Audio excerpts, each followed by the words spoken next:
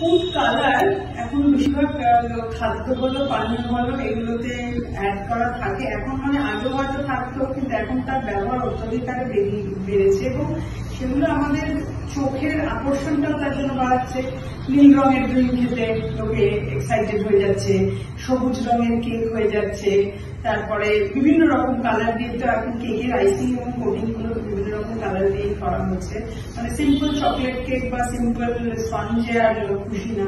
তো এবার আমার তো অনেক পেশেন্ট পাচ্ছি যারা পলিসিস্টিক ওভারি পেশেন্ট, তারা ওয়েট গেইন করেছে কেন জিজ্ঞাসা করতে গেলে তারা বলছে, বাচ্চা মেয়েরা যারা তারা হচ্ছে যে এই পেস্ট্রি এবং এই সমস্ত জিনিসে যেগুলো আর কি জাঙ্ক ভালো করে সবাই জানে বাড়ির লোক, তারা অ্যাডিক্টেড, রেগুলার তারা সেটা খাচ্ছে। এরকমও পেলাম পেশেন্ট যে রেগুলার সকালবেলা তার ব্রেকফাস্ট হচ্ছে একটা বার্গার আর কোল্ড ড্রিঙ্কস। মানে এটা যাই না, মানে সেটা কি করে নিজেরা দেখো ভেবে দেখলে দেখতে পাবে দিস ইজ নট হেলদি। এটা যদি কেউ রেগুলার খেতে থাকে তো ন্যাচারালি তার it will take a toll on your health.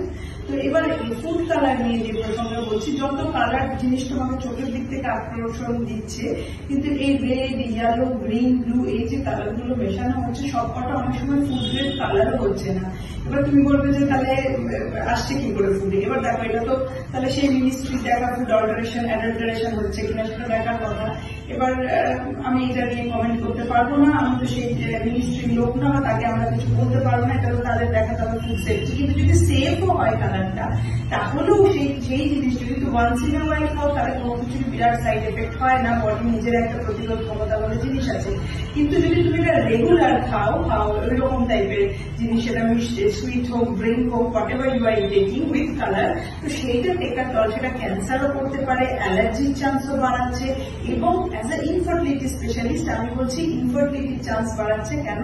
ছেলেদের ক্ষেত্রে স্পার্মের কাউন্ট খারাপ করছে, মেয়েদের ক্ষেত্রে এগের কোয়ালিটি খারাপ করছে, অ্যাজ এ রেজাল্ট পুরো বডি সাফার করছে, ইনফার্টিলিটির চান্স খুব বাড়ছে।